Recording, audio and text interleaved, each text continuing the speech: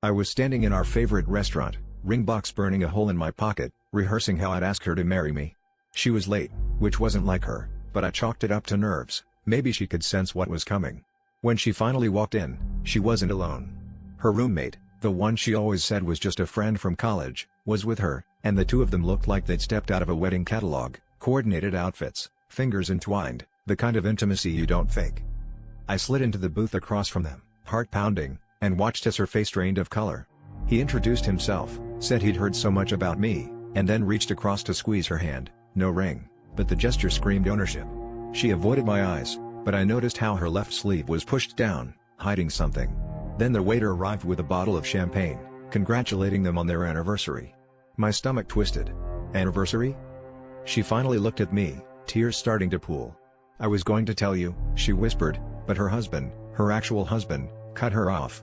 Let's not pretend this didn't happen. I know everything. Turns out, he'd found out about me weeks ago. They'd agreed to confront me together, to put an end to whatever this was. The air around us was heavy with accusation and humiliation, and I realized I'd been nothing more than a distraction from a marriage that was twisted beyond fixing. I left the restaurant alone, ring still in my pocket, head spinning with questions. I'd fallen for someone who was never free, but the worst part wasn't the betrayal, it was how much I wanted to believe her, even as the truth stared me in the face. I stood outside in the rain, torn between anger and longing, wondering if I'd ever be able to trust my own judgment again.